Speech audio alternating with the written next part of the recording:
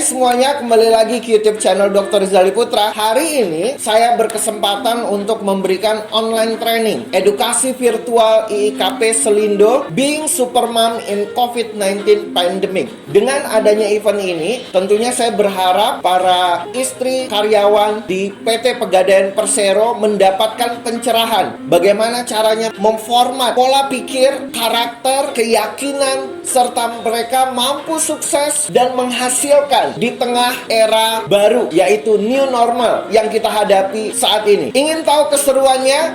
Tonton video ini sampai habis.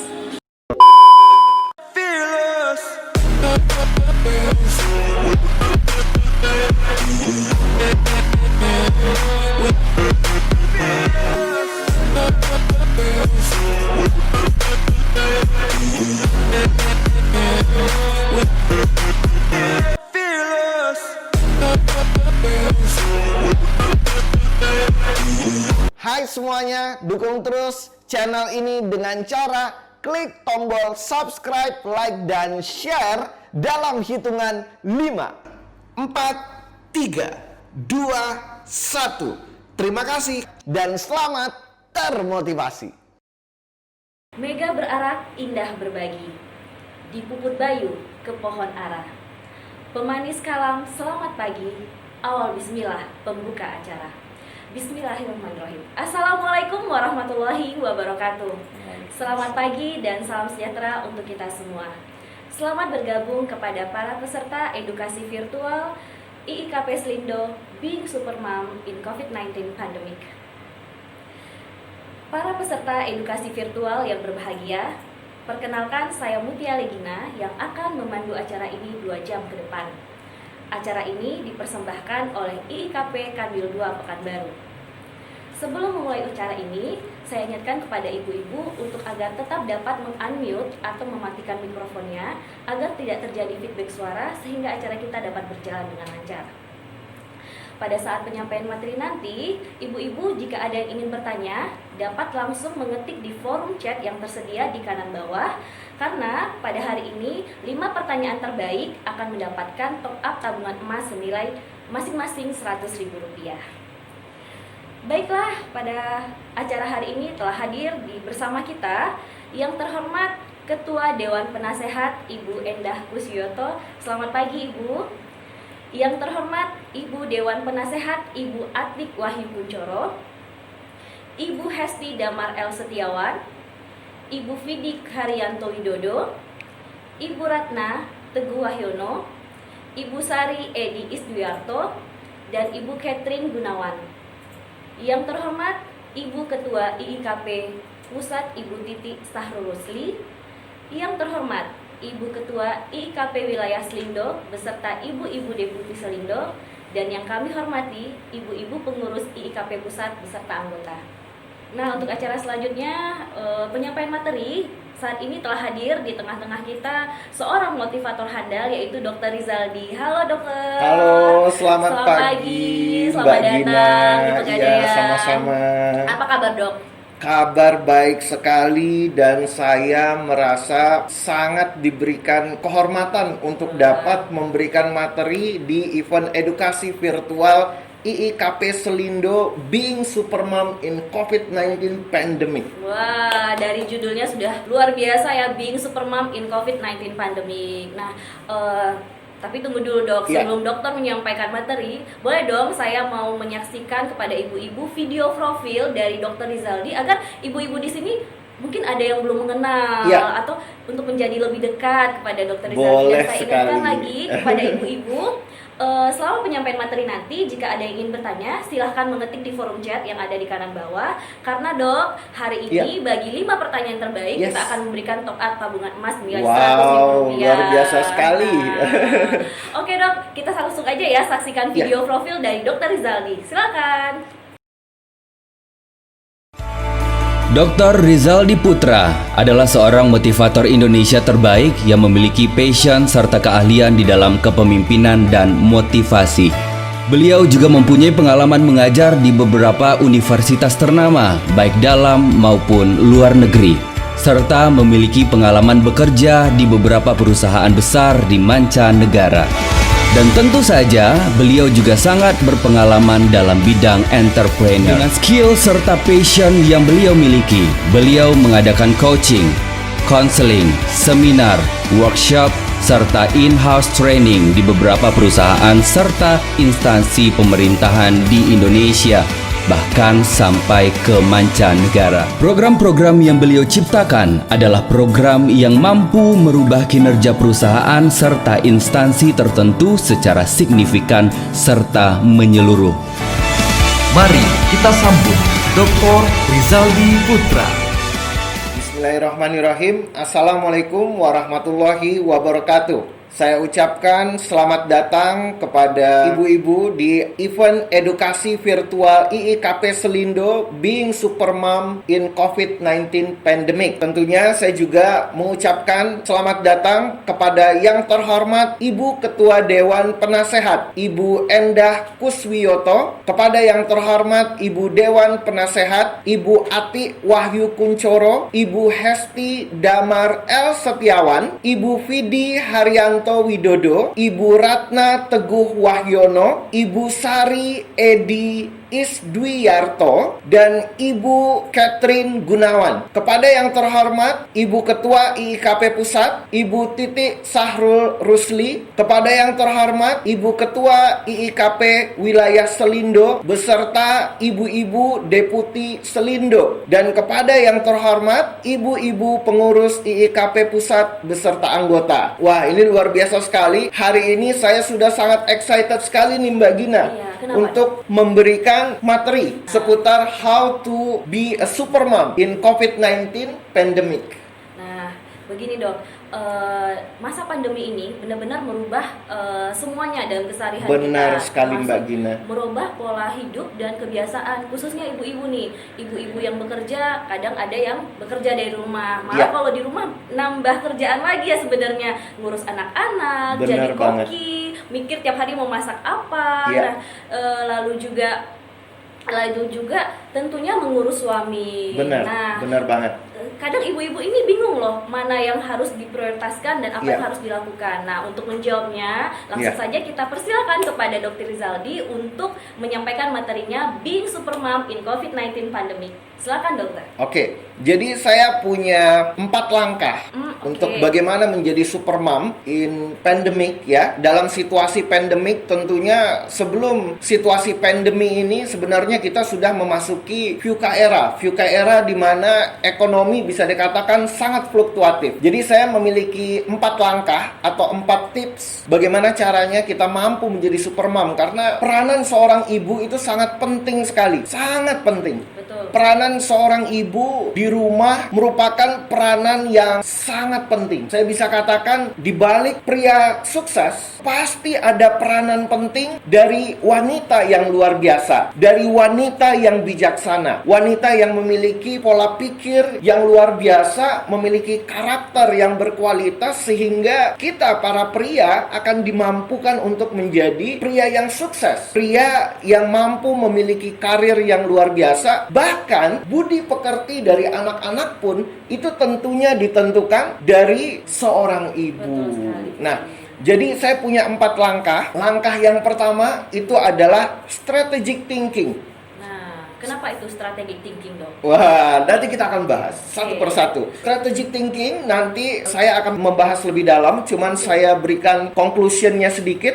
Strategic thinking ini bagaimana caranya kita mampu berpikir secara kreatif, secara inovatif, dan produktif. Karena di era new normal seperti saat ini, kita tidak tahu apa yang akan terjadi. Kita tidak akan tahu new normal ini sampai kapan ya. Kita tidak tahu, bahkan WHO sendiri mengatakan bahwa corona tidak akan mungkin hilang dari muka bumi. Nah, bagaimana caranya kita untuk memberikan support dengan strategic thinking yang baik sehingga rumah tangga kita tetap aman nih. Suami kita akan merasa diberikan support yang luar biasa, anak-anak juga mendapatkan dukungan motivasi yang luar biasa, sehingga anak-anak dan suami akan dimampukan untuk tetap kreatif, produktif, dan inovatif pada masa new normal saat ini. Nah, yang Yang kedua yang akan kita bahas hari ini yaitu karakter building. Bagaimana caranya kita membangun karakter yang benar, karena selain pola pikir yang benar, sebenarnya ini akan menjadi berkesinambungan Mbak Gina. Setelah kita memiliki pola pikir yang benar, karena moto kehidupan saya sangat simpel sekali. If you can change the way you think, you can change your life.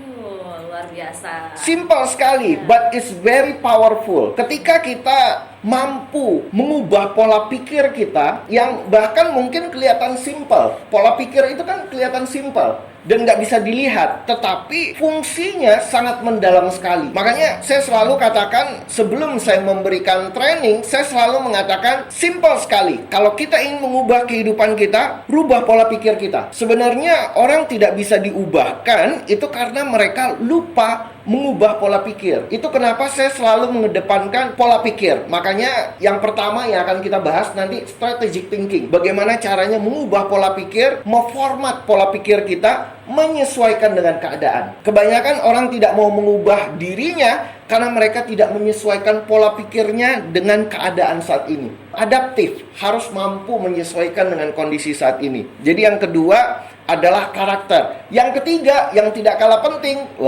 karena ibu-ibu tentunya bendahara ya di rumah tangga, Menteri tentunya Keuangan. Menteri Keuangan. Jadi ibu-ibu itu adalah Menteri Keuangan. Ibaratnya kata pepatah Mbak Gina, duit suami, duit istri, duit istri, duit istri, benar. Berarti keseluruhan keuangan di rumah tangga bisa kita katakan itu memang dipegang oleh Peranannya oleh istri, karena istri itu merupakan bendahara. Ibaratnya keluarga kita ini akan punya tabungan atau tidak akan punya tabungan, terutama emas. Langsung endorse ya produk ya. Jadi kita punya tabungan atau nggak punya tabungan itu sebenarnya tergantung oleh bendahara tersebut, yaitu seorang istri. Karena seperti kata saya tadi kan, uang suami, uang istri, uang istri ya uang istri. Berarti bisa dikatakan ini apakah pepatahnya salah atau gimana ya? Benar ya? Benar, oh benar banget ya, benar banget. Jadi sebenarnya istri ini memang memegang peranan penting terhadap keuangan dalam rumah tangga ya, Bu, banget. ya. Jadi istri harus pinter-pinter mana yang buat kebutuhan sehari-hari, mana yang untuk saving atau tabungan. Yes, Mbak Gina. Karena terkadang seperti ini, terkadang kita lupa sebenarnya yang kita prioritaskan itu kan yang dibutuhkan. Betul. Bukan yang diinginkan. Nah, kesalahan kita terkadang kita itu malah membeli sesuatu sesuai dengan keinginan, bukan sesuai dengan kebutuhan. Nah, betul sekali. Nah, biasanya kan kalau saya lah sebagai ibu rumah tangga juga, kadang kalau kita jalan-jalan ke mall atau ngeliat scrolling IG, padahal sebenarnya barang itu tidak kita butuhkan. Benar banget Mbak Gina. Beli deh nanti sewaktu-waktu butuh. Nah, pasti seperti itu. Sebenarnya kan kalau kita prioritaskan ke kebutuhan, itu biasanya kita akan jauh mampu menghandle dan mengkontrol pengeluaran. Tetapi kalau kita berdasarkan keinginan, saya yakin kalau keinginan ya, semua dari kita pasti pengen membeli apapun yang kita inginkan. Nah, tapi pertanyaannya, apakah kita mampu membuat filter sesuai dengan kebutuhan? Kalau kita mampu memfilter, memilah, oh ini keinginan, ini kebutuhan, insya Allah aman. Tapi kalau kita nggak bisa memfilter, kita gabungkan antara keinginan dan kebutuhan, kita gabungkan, kita merge, akhirnya itulah makanya keuangan kita menjadi kacau. Dan akhirnya tanpa sadar, kadang-kadang kita gesek terus kredit card-nya ya. Aduh. Tanpa kita sadari, udah sampai ke limit. Dan yang terakhir yang akan kita bahas hari ini yaitu success and earning money. Seperti yang bisa kita lihat saat ini, segala sesuatu udah goes to virtual. Segala sesuatu sudah go digital.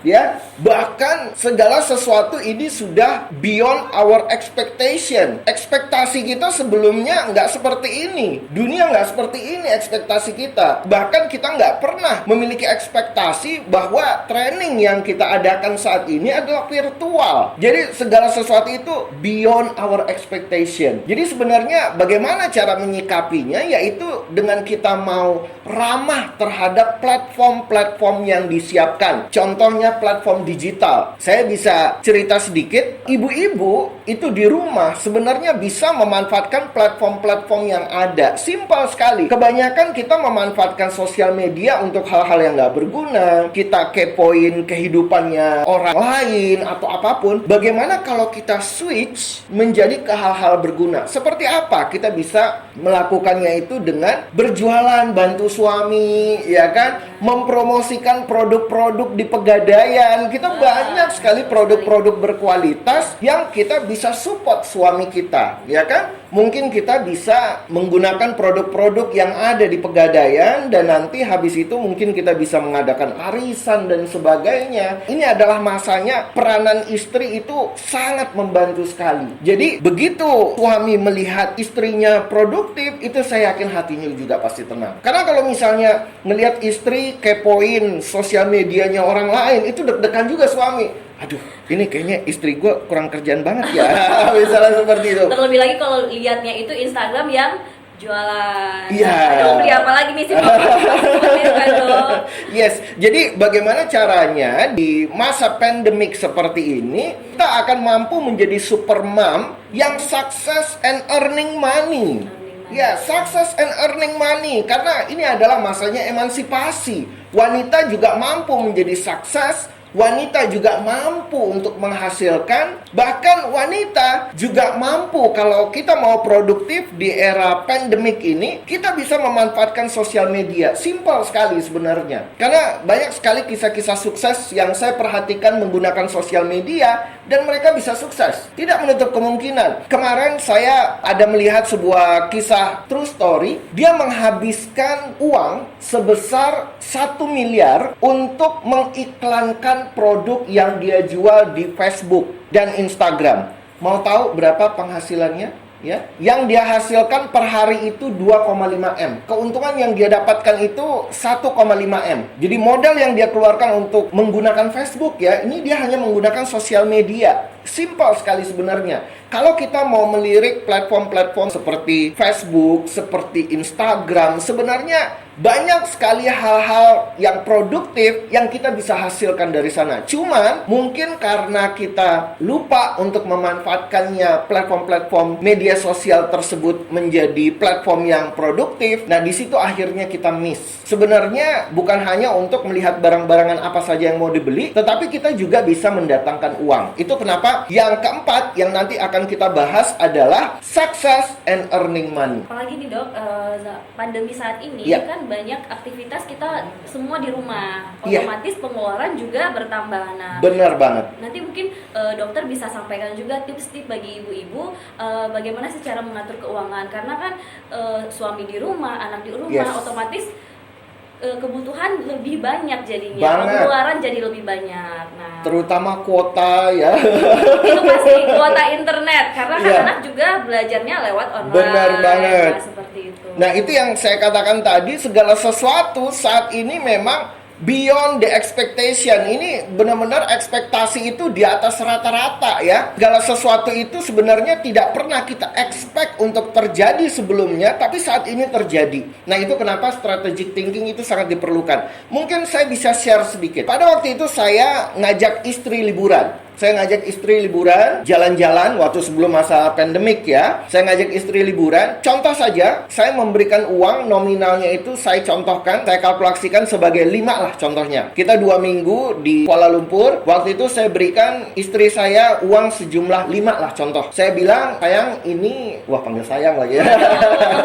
Saya bilang sama istri saya, ini uang 5 ya, dalam jumlah 5. Ini kamu silakan gunakan selama 2 minggu kita liburan. Jadi saya berikan 5 untuk istri. Dan saya waktu itu nggak pernah terpikir bahwa istri mampu memultiplikasikan uang yang saya berikan. Jadi waktu itu saya berikan 5. Mau tahu apa yang terjadi? Pas pulang, saya kaget, istri saya kasih tahu, saya uang yang dikasih kemarin, yang 5 kemarin, itu udah menjadi 15 katanya. Wah, kenapa? Coba kasih tipsnya deh, Dok. Gimana tuh? Dari 5 jadi 15. Yes, Nah, dari 5 jadi 15. Saya kaget sekali. Wah, dari 5 jadi 15 ya, saya bilang gitu kan. Bagaimana caranya? Saya bilang sama istri saya. Waktu itu dia bilang seperti ini. Daripada dia shopping, mendingan waktu itu dia pergi ke mall, ya. dia snap barangan-barangan yang mau dia beli, terus dia tawarin ke teman-teman. Just tip. Just tip, bahkan dia live di FB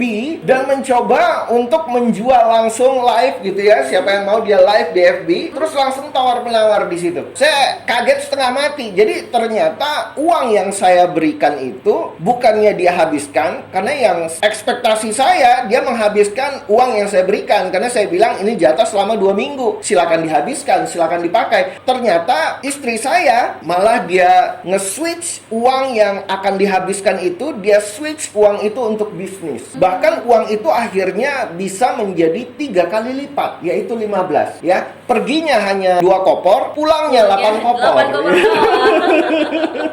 Benar ya, kalau ibu-ibu tuh kemana-mana harus shopping, harus Yes, shopping. karena itu strategic thinking banget. Pola pikir itu sangatlah menentukan. Pola pikir yang kreatif, produktif, dan inovatif sangatlah diperlukan, terutama ketika ekonomi sedang fluktuatif saat ini. Betul sekali. Ya, ekonomi sangat fluktuatif. Kita semuanya tidak bisa memprediksi apa yang akan terjadi. Kita nggak bisa memprediksi harga cabai apakah akan bertahan ya sekian per kilo pada saat ini, apakah itu akan tetap terjadi 1, 2, 3 hari ke depan. Kita nggak bisa. Bahkan sebelum pandemik kita memasuki yang namanya VUCA era. VUCA era itu sendiri sudah fluktuatif, apalagi masa pandemik seperti ini. Jadi apa yang kita bisa lakukan yaitu kita mengedepankan yang namanya awareness ya. Awareness terutama kita sebagai peranan kita sebagai seorang istri dan ibu dari anak-anak. Nah, bahkan hari ini saya pengen ngasih tips sedikit ini. Wah, tips apa? Kalau saya mendengarkan kata-kata tips kayaknya kepo deh, Dok. Ya, selain daripada materi-materi yang diberikan, ternyata kita juga harus mengerti yang namanya sisi alam bawah sadar daripada suami dan anak-anak. Nah, ternyata ya, apa yang harus dilakukan, ini ada sedikit tips ya bagi ibu-ibu. Kemarin itu saya ada memberikan training tentang hypnoparenting. Jadi seorang istri dan seorang ibu rumah tangga juga harus mengerti untuk mengelola alam bawah sadar suami dan anak-anak. Banyak sekali yang mengikuti training hypnoparenting itu sampai 2-3 hari. Ternyata hasil daripada hypnoparenting yang saya perhatikan, kunci yang paling sangat signifikan hasilnya adalah mampu mengelola alam bawah sadar, terutama ketika pukul 12 malam ke atas. Wah, ini rahasia ini ya. Mudah-mudahan para bapak-bapak nggak nonton ini. Jadi pukul 12 malam ke atas, ini tips ya, tips yang akan saya berikan. 12 malam ke atas ya, Dok ya? Ya, pukul 12 malam ke atas itu paling bagus sekali ketika pasangan kita sedang tidur atau ketika anak-anak kita sedang istirahat. Bagus sekali untuk kita untuk membisikkan sugesti-sugesti positif kepada mereka ketika mereka sedang istirahat. Terutama pukul 12 malam. Tips ekstra hari ini ya, bagaimana caranya menjadi super mom untuk mampu mengendalikan alam bawah sadar kepada suami dan kepada para anak-anak di rumah. Ternyata setelah dilakukan research, ternyata alam bawah sadar manusia di atas jam 12 malam itu terbuka 92%. Alam sadarnya suami dan anak-anak itu hanya terbuka sebesar 8%. Jadi 8% alam sadarnya, alam bawah sadarnya itu hanya 92%. Nah, jadi bagaimana caranya kita untuk mereformat alam bawah sadarnya mereka? Kalau bisa ketika malam di atas jam 12, itu kita bisa rangkul mereka sedang tidur, mungkin kita belai-belai sedikit rambutnya. Kita berikan mereka kasih sayang sedikit, habis itu itu bisikan kata-kata positif. Contoh, papa itu orangnya baik banget deh. Papa itu adalah sosok laki-laki yang bijaksana. Papa itu adalah sosok laki-laki yang luar biasa. Papa itu adalah sosok suami yang mampu memberikan contoh. Dan papa adalah sosok suami yang pantang menyerah. Katakan kata-kata seperti itu. Termasuk kepada anak. Misalnya kepada anak, kamu adalah anak yang rajin deh. Tapi pelan-pelan saja karena mereka lagi tidur. Sambil usap-usap kepalanya jauh lebih bagus. Dan katakan masukan-masukan positif. Kamu anak yang baik. Kamu anak yang rajin loh. Tanpa disuruh belajar, kamu sudah mau belajar. Tanpa kamu didikte A sampai Z, kamu sudah melakukannya. Kamu adalah anak yang luar biasa sekali. Tetapi jangan lupa, tidak boleh menggunakan kata jangan. Itu loh Mbak Gina. Kata-kata negatif tidak perlu disebutkan. Tidak ya? perlu disebutkan. Oke. Jangan ucapkan kata jangan. Jangan. Karena ketika kita mengucapkan kata jangannya itu akan dihilangkan oleh pasangan atau sama anak kita. Dan kata-kata setelah jangan itu yang akan dilakukan oleh mereka. Boleh saya tes sebentar? Boleh. Mbak Gina tutup mata. Saya akan memberikan sugesti Mbak Gina. Jangan bayangkan wajah suami Mbak Gina. Saya malah membayangkan. Tuh. Jadi ketika Anda mengucapkan kata jangan, sebenarnya suami dan anak itu mereka malah akan menghilangkan kata jangan dan mereka akan melakukan hal-hal yang kita sebut setelah kata jangan. Jadi sebenarnya kita tidak boleh menggunakan kata jangan. Kata jangan itu ternyata sangat bahaya sekali. Misalnya kita mengatakan kepada anak, kamu jangan ngerokok ya. Yang ada malah ngerokok. Yang ada malah setelah kata jangan itu seperti seolah-olah kayak instruksi. Nah itu yang kasihan sekali ya. Takutnya niat kita ingin memberikan sugesti positif, malah akhirnya sugesti negatif yang masuk. Jadi poin yang pertama tadi, kalau ingin mampu mereformat alam bawah sadar suami dan anak-anak, yang harus kita lakukan adalah yang pertama tadi, pilih timingnya yang tepat. Terkadang para ibu-ibu bingung cara mengubah karakter suami. Tidak mungkin ada suami yang sempurna, itu nggak mungkin. Betul. Pasti kita punya harapan sebagai seorang istri, pasti kita punya harapan. Nah, bagaimana caranya? Mungkin kita mau ngomong nggak enak, kita segan, atau mau ngasih tahu seolah-olah kita menggurui. Bagaimana caranya? Yaitu dengan melakukan terapi-terapi khusus seperti yang saya katakan tadi. Jadi sebetulnya terapi-terapi seperti itu, kalaupun mereka terbangun sadar, sebenarnya nggak apa-apa. Kita kan sedang membelai-belai mereka dan memberikan mereka kasih sayang dan memasukkan sugesti positif. Jadi itu sedikit tips bagi ibu-ibu mungkin yang mengalami kesulitan untuk mengubah karakter anak dan sebagainya. Mungkin hari ini nggak perlu, mungkin suatu hari akan perlu ya. Jadi kita harus mampu menghadirkan strategi-strategi khusus untuk mampu terus memotivasi suami dan anak-anak kita agar mereka terus terpicu untuk menjadi insan-insan yang lebih berkualitas lagi. Dok, tadi kan pemilihan kata jangan. Ada Ya. lagi nggak kata-kata selain jangan? Sebenarnya kata jangan itu sih Jangan yang aja ya. paling tidak boleh kita ucapkan ketika kita sedang memberikan terapi. Karena saya selain sebagai dosen, saya sebagai motivator dan bisnis konsultan, saya juga pakar terapis. Saya sudah memberikan terapis kepada banyak, contohnya Putri Ekonomi Kreatif, Putri Pariwisata Indonesia. Yang saya lakukan kepada mereka ketika saya memberikan mereka terapi sebelum mereka dikirim untuk kontes di ajang nasional dan internasional, saya selalu menghindari kata-kata jangan. Kata-kata jangan itu saya delete sehingga mereka tidak akan menge-switch sugesti positif itu menjadi sugesti negatif. Jadi terkadang kita sebagai seorang ibu yang memiliki peranan penting, kita juga harus memiliki strategi-strategi khusus. Makanya kebanyakan para ibu-ibu banyak yang mengikuti hypnoparenting. Itu sangat penting sekali ya. Dan pelajaran yang paling penting selama hypnoparenting, biasanya pada hari terakhir saya akan memberikan tips yang saya berikan tadi. Jadi ibu-ibu hari ini tidak perlu mengikuti hypnoparenting yang panjang selama 2 hari, cukup mengetahui senjata yang paling ampuh. Based on research, itu terbukti mengubah pola pikir anak-anak. Sangat luar biasa. Dan hasilnya bisa langsung kita lihat nantinya. Bisa langsung terlihat. Langsung keesokan harinya terlihat hasilnya. Bisa terlihat. Kalau kita memang benar-benar memilih timingnya. Jam 12 ke atas ya. Sampai pukul subuh, sampai subuh. Menjelang jam 5 subuh ya. Menjelang subuh. Iya. Oke, sebentar Dok, saya ingatkan Ya. lagi bagi ibu-ibu yang ingin bertanya, silakan ketik di forum chat. Jangan lupa lampirkan nama dan asal tampilnya. Oke Oke dok, silakan untuk materi selanjutnya. Ya, materi yang selanjutnya tentunya karakter building.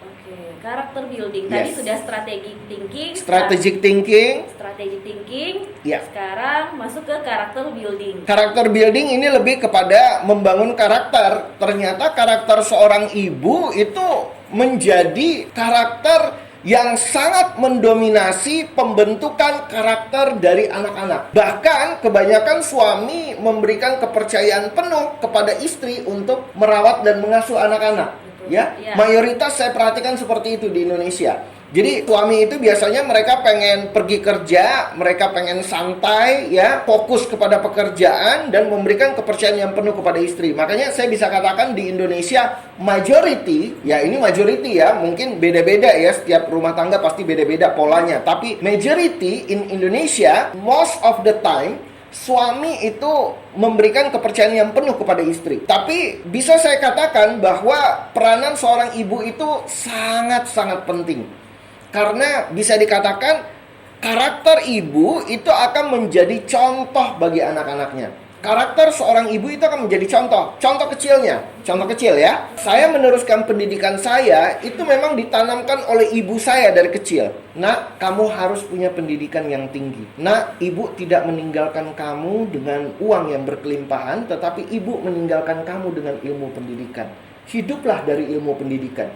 Percaya atau tidak, statement yang diberikan oleh ibu saya itu sampai saya berumur saat ini 41, sampai saat ini kata-kata itu terus terngiang di pikiran saya.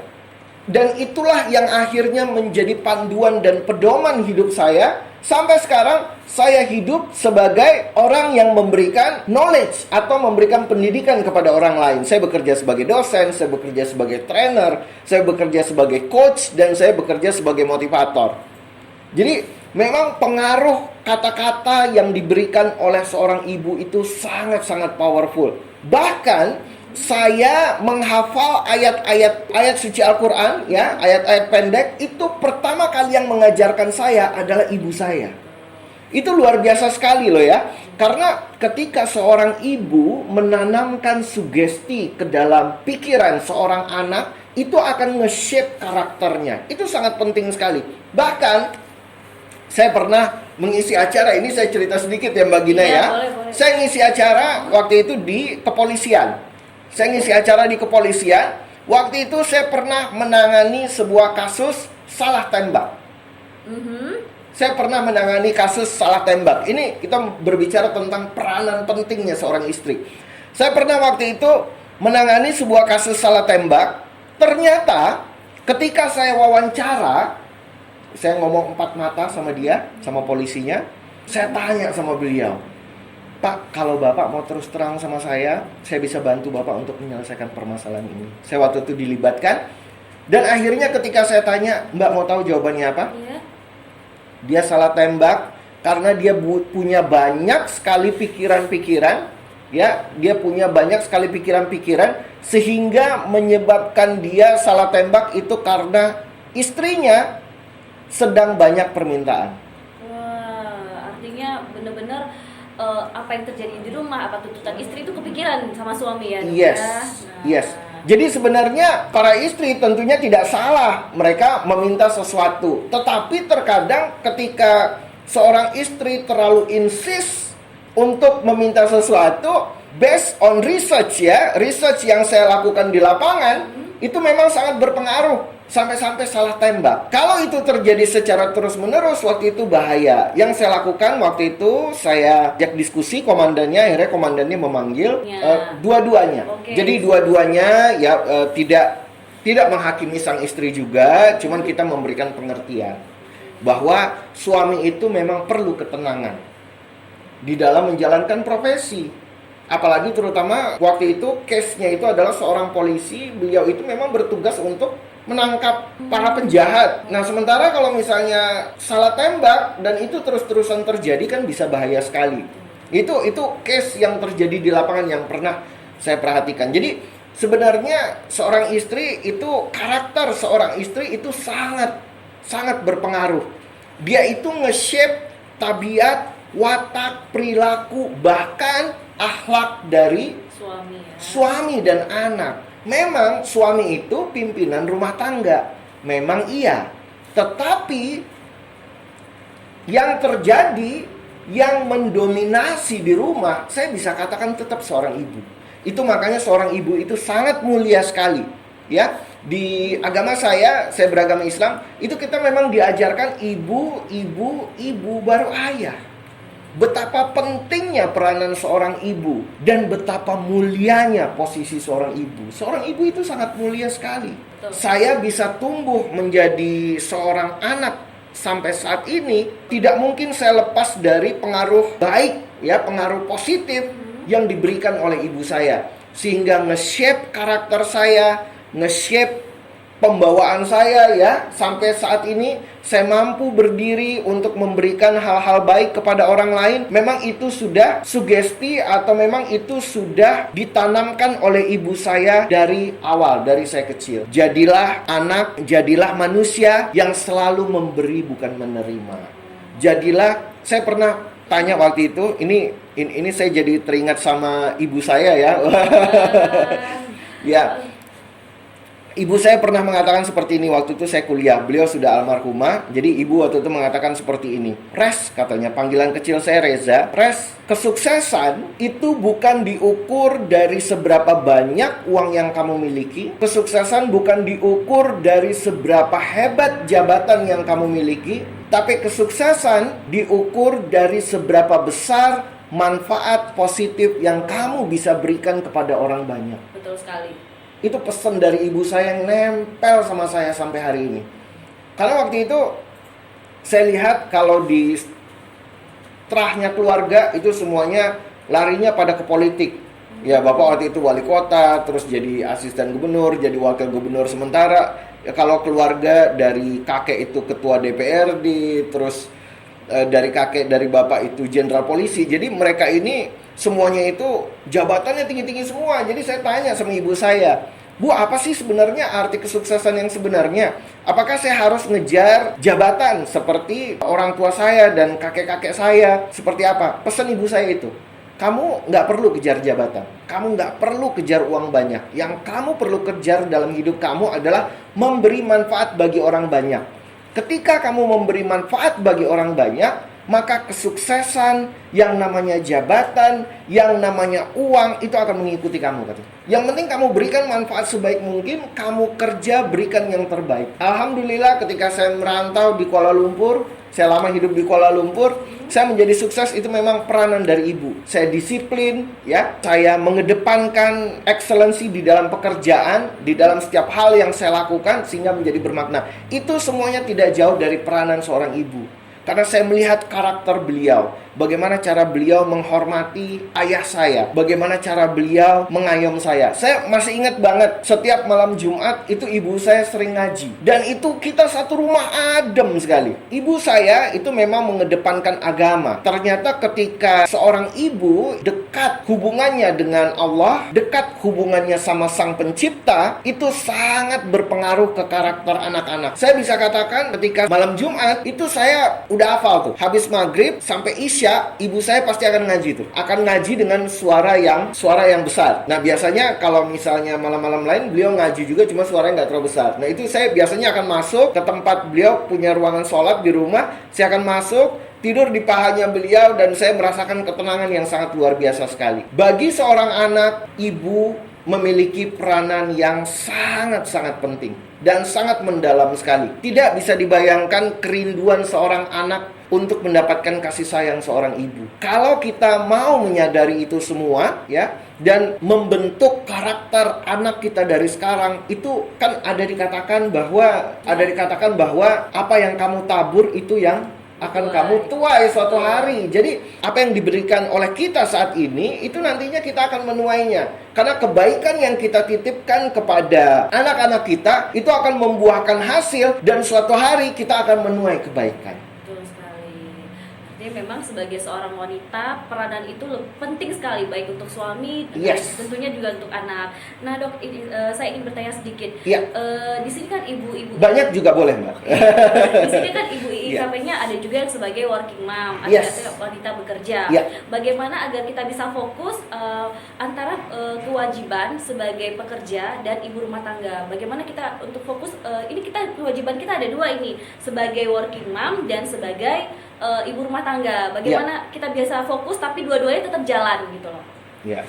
Jadi sebenarnya ada yang working mom, ada yang full time, ada yang part time, ada yang full time, benar ya? Betul. Ya, ada yang part time mungkin sambil kerja dan sambil menjadi ibu rumah tangga, tetapi juga ada yang full time menjadi ibu rumah tangga. Betul. Ya, sebenarnya nggak ada yang masalah. Kalau misalnya full time, tentunya so pasti kita akan berada di rumah all the time, ya. Untuk menghasilkan kita bisa menggunakan yang namanya sosial media seperti yang saya katakan tadi, tetap bisa menghasilkan, tetap juga bisa sambil nunggu anak dan memberikan perhatian yang full. Kalau memang secara physically kita part time atau secara physically kita tidak berada di rumah all the time, ya, tidak sepanjang waktu kita berada di rumah, nggak ada masalah juga. Cuman yang perlu kita perhatikan, kapan ada yang namanya kesepakatan antara suami dan kita, antara anak dan kita untuk memiliki kesepakatan waktu.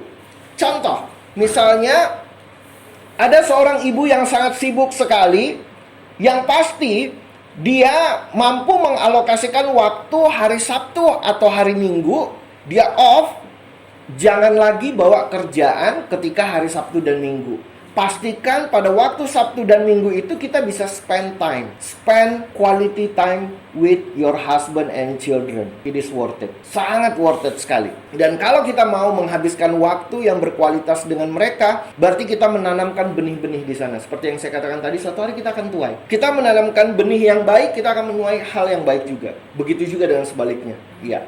Jadi sebenarnya bagaimana cara menyikapi kita part time sebagai ibu rumah tangga dan kita juga bekerja di luar, ya mungkin office hours, ya, terutama di kota-kota besar seperti Jakarta macet banget pasti.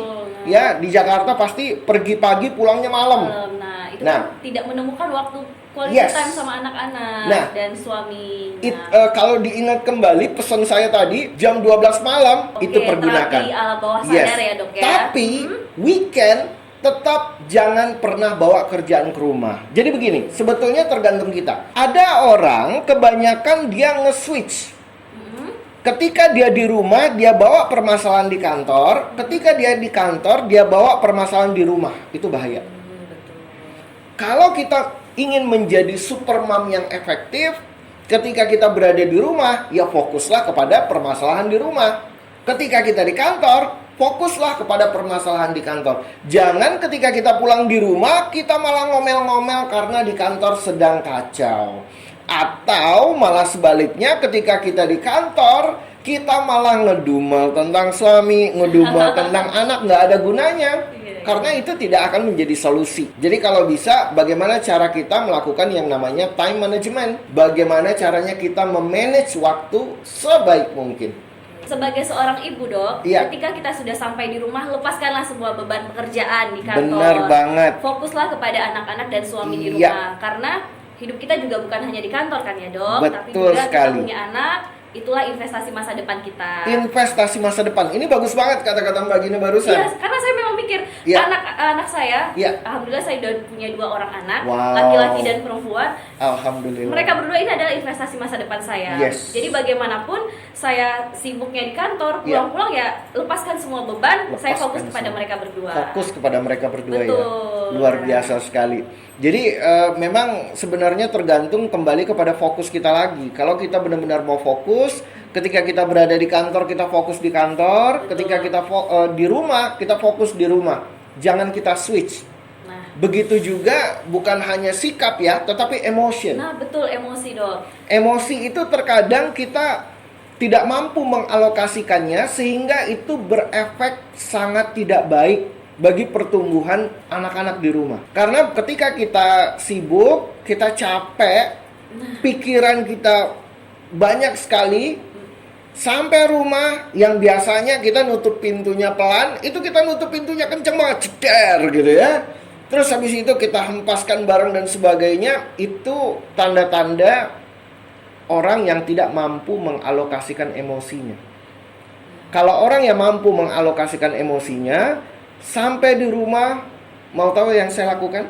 Ya. Boleh kasih tips lagi. Saya kasih tips lagi nih, ya. Karena gini Selain, loh, ya. namanya seorang ibu pasti kalau udah capek, saya sendiri lah, kalau sudah capek pasti emosi bawaannya.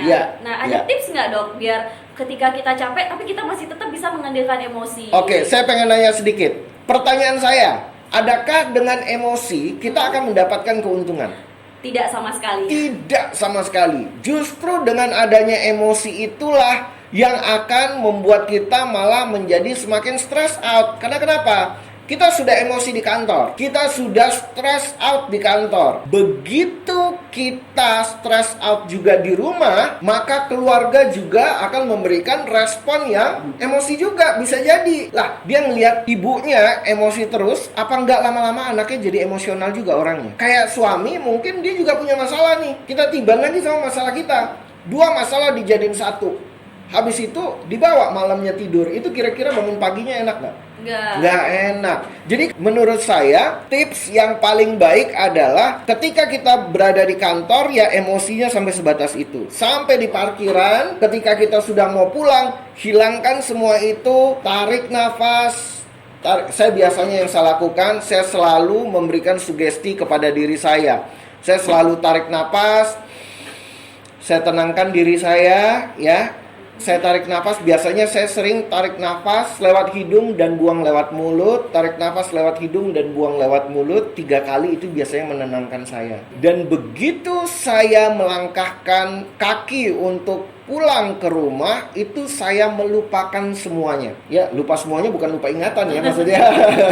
Maksudnya itu melupakan permasalahan yang ada dan saya menatap ke depan, yaitu ke rumah yang akan kita singgahi sebentar lagi, yaitu rumah kita. Dan kalau bisa, secapek-capeknya kita, ya, stres-stresnya kita dengan bisnisnya kita. Ini mungkin para ibu-ibu mungkin bukan hanya kerja kantoran, tapi mungkin punya bisnis, ya. Mungkin bisnisnya lagi rugi atau apapun itu, jangan pulang langsung curhat.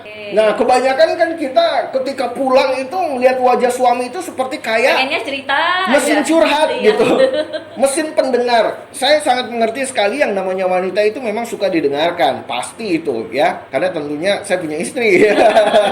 Istri saya suka didengarkan. Tetapi ketika pulang, biasakan terlebih dahulu mungkin greeting dulu, say hello dulu, santai dulu, jangan langsung curhat. Orang-orang yang tidak mampu mengendalikan emosinya, terkadang mereka tidak berpikir ke depan. Mereka pikirnya jangka pendek. Itu kan jangka pendek. Curhat, melepaskan emosi, yang penting udah lepas. Apa yang dirasakan orang itu bodoh amat. Yang penting saya sudah melepaskan emosi saya. Itu jangka pendek banget pemikiran seperti itu. Tapi kalau kita mikirkan jangka panjang, daripada saya cerita sekarang, saya mandi dulu, saya tenangkan diri saya dulu, saya tanya kabar suami dan anak-anak dulu. Bener gak? Betul. Tanya kabar mereka dulu, mereka sudah tersenyum santai. Nanti pas berdua, ketika di kamar mungkin suami sedang baca, kita sedang duduk santai, kita udah bisa mulai cerita. Mungkin bukan dalam bentuk hanya cerita, mungkin kita bisa meminta pandangan. Karena beliau adalah kepala rumah tangga, mungkin kita bisa muliakan para suami dengan menanya pendapat. Kira-kira pendapat papa gimana ya kalau mama kayak ini? Tapi pilih suasananya.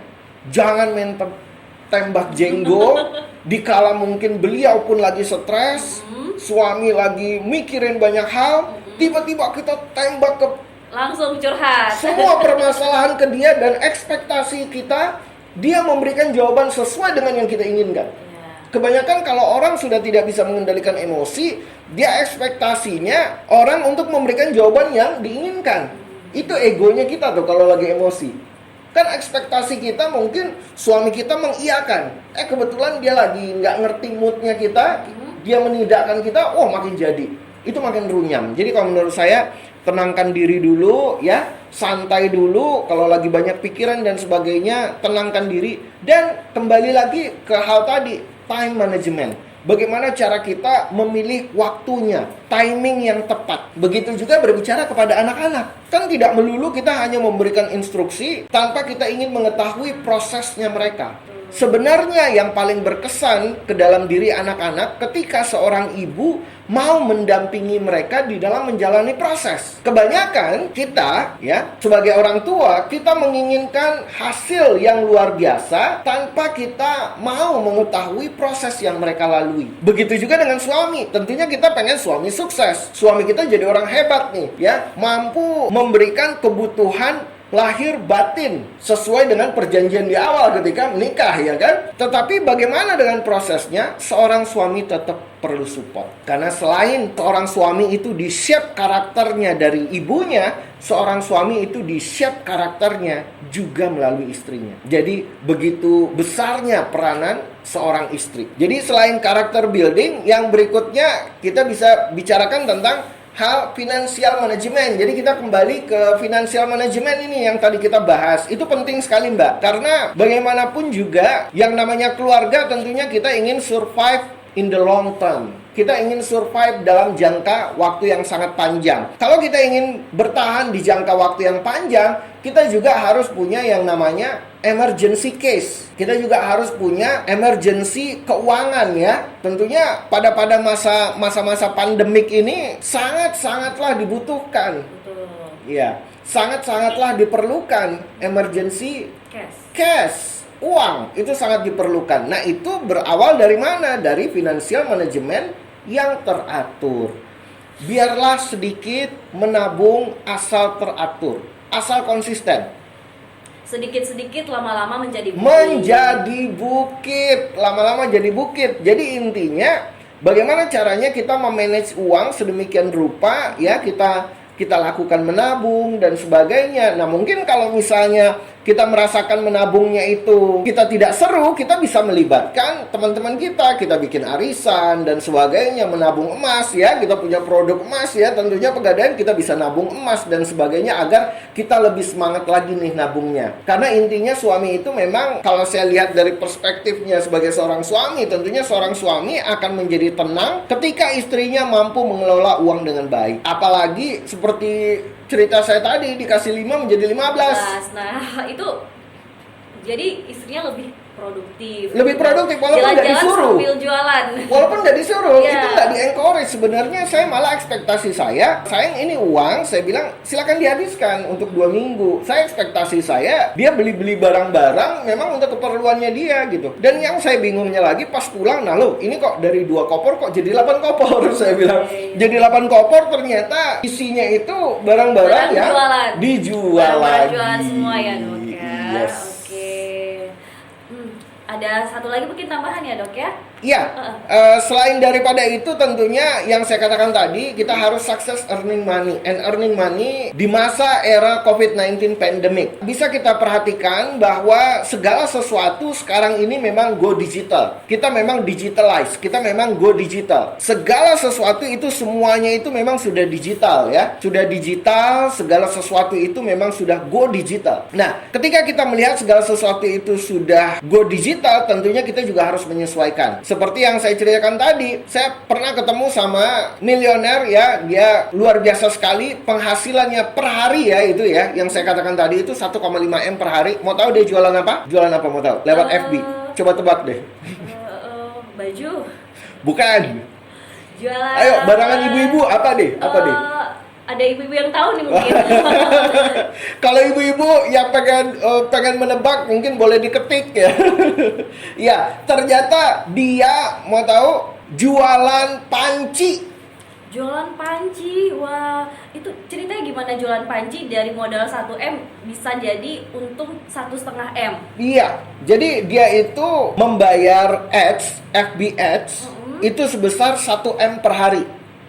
Oke, ini maksudnya panci buat masak sehari-hari Panci kan, Dok? buat masak sehari-hari. Waduh. Dia jual worldwide, dia jualnya itu ke semerata dunia. Ke dunia. Ini Ke orang dunia Indonesia. internasional, yes. Ini orang Indonesia Orang jualan, Indonesia. jualan panci ke luar negeri. Yes, Waduh. dia hanya jualan panci. Ternyata go digital itu sangat menguntungkan. Dia nggak pernah punya toko. Dia nggak punya toko. Dia nggak punya tempat karena zaman sekarang itu nggak perlu existing place. Yang perlu sekarang itu existing platform digital. Platform digital apa yang Anda miliki? Anda punya website. Bikin website sekarang udah simple banget. Dan hadirkan konten-konten yang kreatif sehingga Anda akan mampu menyedot perhatian para pembeli. Simple sekali. Saya waktu itu kaget sekali, berapa nih dihabisin per hari untuk bayar FB Ads, Facebook Ads. Dia bilang 1M.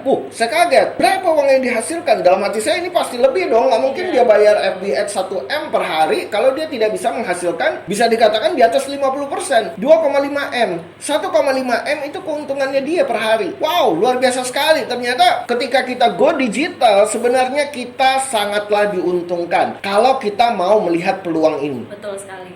Kalau kita mau melihat peluang. Dan bahkan saya secara pribadi pun ketika saya kembali ke Indonesia, saya di Kuala Lumpur, saya sudah punya networking yang luar biasa sekali. Ketika saya kembali ke Indonesia, saya udah nggak kenal siapa-siapa. Saya 20 tahunan merantau. Saya nggak kenal siapa-siapa. Ketika saya kembali ke Indonesia, yang saya lakukan adalah menduduki Google halaman pertama. Saya duduki Google halaman pertama. Saya nggak mau tahu, yang penting motivator Indonesia terbaik itu adalah Dr. Rizaldi Putra. Wow, Saya berusaha untuk menduduki Google halaman pertama, sehingga waktu itu memang saya berada di Pekanbaru, tapi saya mendapatkan undangan dari Kementerian Perhubungan. Alhamdulillah saya dipercaya sebagai motivator untuk melatih semua duta keselamatan se-Indonesia yang dikumpulkan di Jakarta.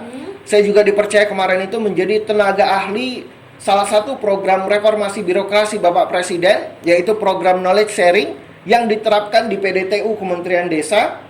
Saya juga dipercaya sebagai motivator untuk mengangkat tema karakter building dan leadership untuk para eselon, para pejabat di Kemenkumham. Dan saya juga dipercaya, alhamdulillah sekarang ini saya menjadi partner juga untuk salah satu perusahaan BUMN, BNI, ya, BRI Mandiri. Itu semuanya memang bisa dikatakan saya dapatkan itu memang dari platform digital. Jadi saya memanfaatkan platform digital untuk memperkenalkan diri saya. Nah, ini bisa dilakukan juga oleh ibu-ibu. Begitu Anda ingin memperkenalkan produk Anda bisa menggunakan platform-platform digital dan itu sangat memudahkan sekali, ya. Hanya kita mengerti bagaimana caranya menggunakan FB Ads, ya, bagaimana caranya kita menggunakan Insta Ads dan Google Ads, dan kita bisa berjualan. Bahkan kita bisa set satu hari kita ingin jualan atau menawarkan produk kepada berapa banyak orang. Misalnya kita ingin menawarkan produk kepada 1 juta orang hari ini, bisa. Nah, kalau kita buka toko, kira-kira kita bisa pastikan nggak ada 1 juta orang yang datang ke toko kita dan melihat produk kita? Nggak bisa. Tapi dengan adanya platform digital, kita bisa ngeset. Bahkan kita bisa ngeset kawasannya. Kita bisa ngeset tempatnya. Saya ingin mengiklankan produk saya di kawasan Sumatera, Jawa, dan Sulawesi aja. Kalimantan nggak perlu. Misalnya seperti itu. Atau saya ingin mengiklankan produk saya ke Singapura juga nih. Ke kota-kota terdekat Sijori. Misalnya Singapura, Johor Riau gitu misalnya, ya. Atau ke Malaka, kemana-mana. Itu bisa kita set. Jadi begitu mudahnya sebenarnya, ya, untuk berbisnis.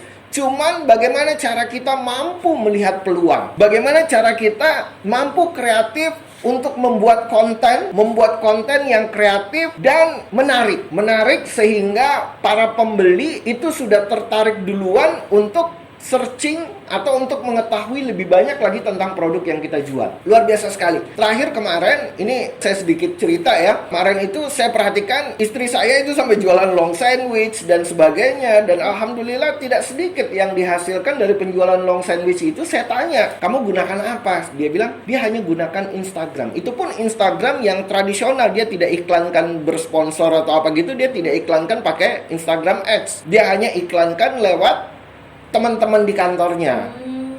Jadi dia iklankan kepada teman-teman di kantornya. Nanti teman-teman di kantor udah coba, nanti mereka cerita lagi. Jadi sebenarnya banyak hal-hal yang bisa kita lakukan di era new normal saat ini. Jadi jangan sampai biarkan diri kita masuk ke dalam zona nyaman, mengeluhkan keadaan, dan akhirnya itu akan memperburuk situasi. Jadi kalau bisa, teruslah kreatif, teruslah produktif, dan teruslah berinovasi. Kalau kita mampu berinovasi, maka kita akan terus-menerus menjadi manusia yang berguna dan menjadi Superman. Ibu-ibu di rumah, walaupun stay di rumah 24 jam, tetap bisa berproduktif dan kreatif. Yes. Oke. Tetap mampu produktif dan kreatif. Oke. Ini sepertinya sudah banyak, Dok. Oh, Pertanyaan. sudah banyak pertanyaan ya? Luar biasa sekali. Oh, jadi penyertaan. kita masuk ke sesi pertanyaan dong sekarang ya? Iya, Oke. luar biasa sekali penyampaian materi yang disampaikan oleh Dr. Rizaldi. Baik, di sini sudah banyak sekali pertanyaan, Oh, Dok. sudah banyak sekali Sudah ya? banyak sekali pertanyaan. Nah, kita pilih terkait dengan waktu, mungkin kita pilih aja beberapa pertanyaan yang Boleh, akan dijawab boleh. ya, Dok ya. Iya. Nah, ini yang pertama ada dari Ibu Tiwik Evi Pani Sihombing. Wah, dari- halo Ibu dari Tiwi. Kanwil mana? Ini Ibu Tiwi dari Kanwil mana ya, Bu ya? Tidak ada disebutkan. Cabang Karimun. Oke, dari Cabang Karimun. Dari Cabang Karimun. Oke. Oke. Ini Ibu Tiwi bertanya, Dok, Iya. Iya. bagaimana cara memanage pola pikir Ya. yang awalnya semangat tetapi karena kurangnya daya beli saat ini menjadi menurun. Ya. Karena terkadang semangat yang berkurang juga terbawa ke dalam keseharian, Dok. Nah, Ya, bisa jadi dijelaskan, Dok? sebenarnya seperti ini. Yang namanya pengaruh negatif dari suasana pembelian yang berkurang itu pasti ada. Sebagai manusia biasa, pasti kita terpengaruh. Cuman kita harus kembalikan lagi itu kepada diri kita, Bu. Jadi kita bertanya kembali kepada diri kita, apakah kita mau terus-menerus berada di zona nyaman dengan mengeluh? Karena mengeluh itu zona nyaman menurut saya. Mengeluh itu sebetulnya adalah hal yang paling enak untuk dilakukan, benar nggak? Betul. Karena mengeluh itu nggak perlu skill. Mengeluh itu nggak perlu kerja. Mengeluh itu nggak perlu usaha. Itu adalah hal yang paling enak. Tetapi mengeluh adalah hal yang paling tidak membawa efek yang positif. Jadi kalau bisa kita kembalikan lagi kepada diri kita. Saya juga pernah. Yang namanya manusia itu pasti pernah down. Yang saya melakukan terapi pagi. Yang mungkin nggak sempat kalau saya ajarkan di sini.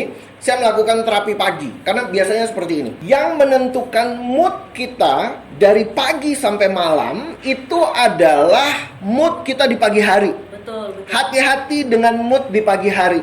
Mood di pagi hari sangatlah menentukan mood kerja kita dari pagi sampai sore. Usahakan pagi-pagi itu Anda memiliki percakapan atau diskusi yang berkualitas dengan suami dan anak.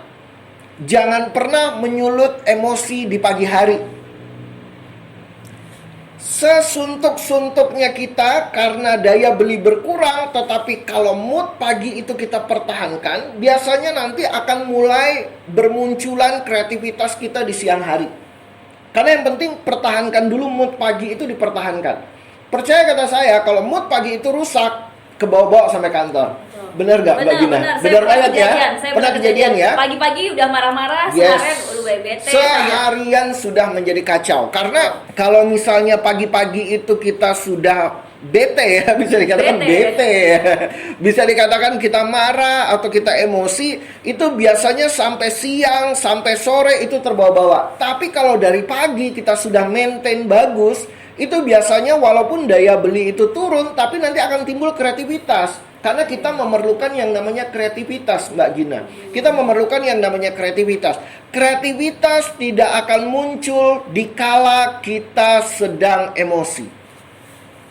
Kreativitas tidak akan mungkin muncul di masa kita sedang emosi. Nah, bagaimana caranya kita menyikapi motivasi kita itu? Tentunya dengan kreativitas. Jangan pernah berfokus kepada masalah. Tidak fokus kepada masalah. Jangan pernah berfokus kepada masalah. Kalau kita berfokus kepada masalah, kita akan wasting time. Betul. You are wasting your time kalau Anda fokus kepada permasalahan.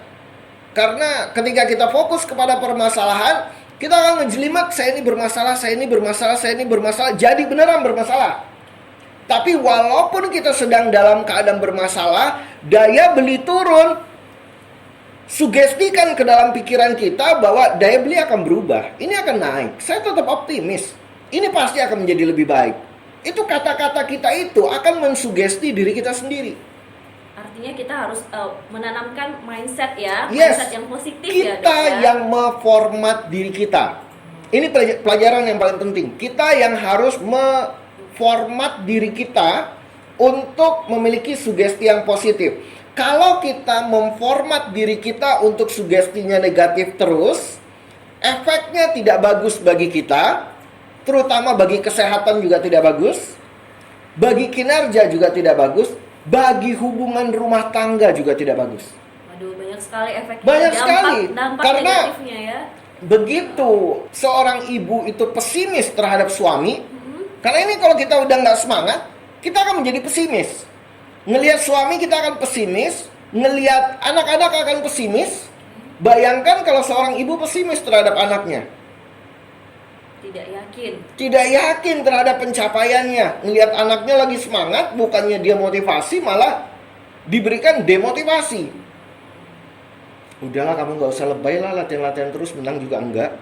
Itu gimana tuh kira-kira kalau misalnya anak dikata seperti itu? Down dong. Nah itu jadi pengaruhnya dari kita. Jadi ketika kita sedang tidak termotivasi, jangan biarkan diri kita berlarut-larut, tapi pastikan kita memformat alam bawah sadar kita untuk menjadi orang yang terus termotivasi. Saya boleh cerita sedikit ya, Ini mungkin bisa kita linkkan ya ke pertanyaan ini. Saya pernah capek sekali saya ngisi acara waktu itu 4 hari berturut-turut dari pagi sampai tengah malam. Sampai jam 12. Jam 12 itu bahkan klien masih ada acara nyanyi-nyanyi dan tukar kado sebagainya. Kalau saya ingin mengeluh, saya bisa katakan saya manusia biasa dan saya pengen minta rest. Tapi yang saya lakukan waktu itu, saya tanamkan sugesti positif ke dalam diri saya. Yang saya lakukan waktu itu, saya menterapi diri saya sendiri pagi. Saya tanamkan sugesti-sugesti positif ke dalam diri saya, sehingga saya tetap dapat perform. Saya tetap dapat manggung, saya tetap dapat memberikan motivasi. Nggak ada yang tahu saya sedang sakit, nggak ada yang tahu saya sedang tidak enak badan. Karena pertanyaan saya sama diri saya,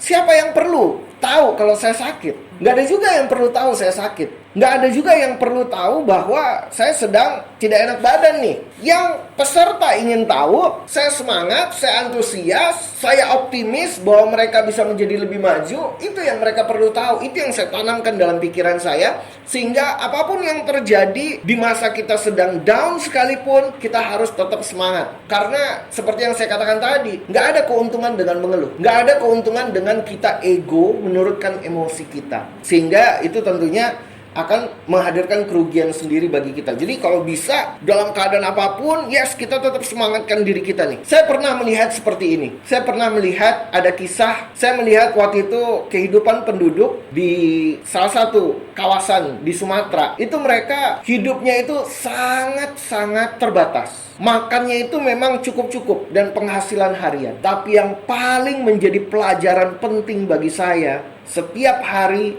mereka tetap bisa berkasih sayang. Setiap hari mereka bisa tersenyum satu dengan yang lainnya. Bahkan waktu saya berkunjung ke rumahnya, saya bertanya, "Bu, ada makanan apa nih hari ini?" "Mau dong, saya disiapin makanan." "Alhamdulillah loh Pak, saya hari ini udah masak sih." Mereka itu tertarik menceritakan apa yang mereka miliki. Jadi rasa syukur itu juga sangat berpengaruh ya. Bukan berarti kita ingin pencapaian lebih itu nggak bersyukur, enggak. Itu pasti semua dari kita ingin pencapaian. Tapi syukuri apa yang ada dan set mindset kita agar pola pikir kita terus termotivasi untuk menghadapi era yang serba fluktuatif saat ini, dan sikapi dengan kreativitas tadi. Terutama bagaimana caranya kita mendekatkan diri dengan platform-platform yang disiapkan saat ini. Ya, kita memiliki banyak sekali platform. Kita ada Google Ads, FB Ads, Insta Ads, lengkap sekali. Kita sekarang ini sudah punya banyak sekali tools-tools untuk menciptakan konten-konten yang kreatif. Kalau kita mau kreatif menggunakan konten-konten tersebut, saya yakin ini adalah masanya kita dituntut untuk memiliki kreativitas yang lebih. Justru di masa-masa sulit inilah kita diuji untuk menjadi lebih baik.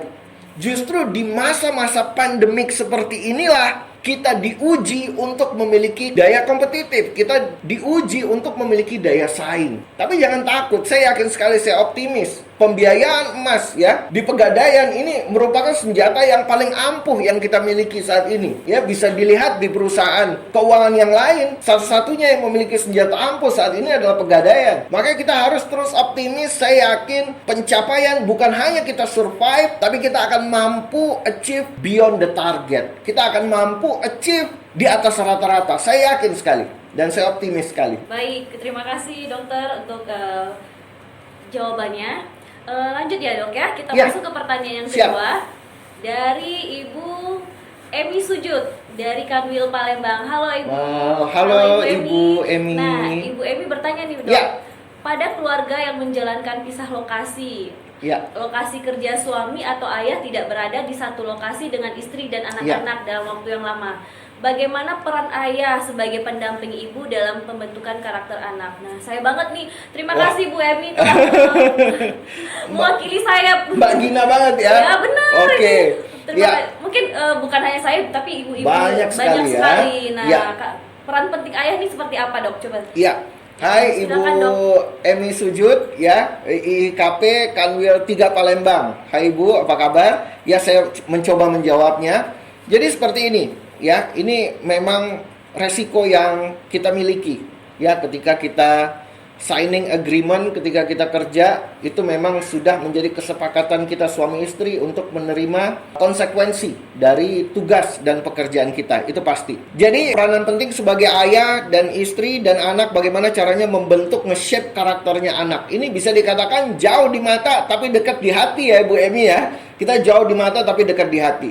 Nah, seperti zaman sekarang kita tentunya sudah familiar dengan platform-platform yang kita miliki saat ini. Alhamdulillahnya kita disupport dengan teknologi yang sangat luar biasa saat ini. Seperti sekarang kita bisa melakukan video conference ya, kita bisa melakukan ada platform Zoom dan Google Meet, banyak sekali ya yang bisa kita pergunakan. Jauh di mata dekat di hati. Kemarin saya makan malam dengan salah satu pimpinan BUMN. Jadi kebetulan istri beliau lagi di Palembang, lagi di Balikpapan, lagi di Balikpapan. Jadi saya pas makan malam, ini mungkin bisa diterapkan juga. Jadi beliau ini mengedepankan pendidikan agama bagi anaknya.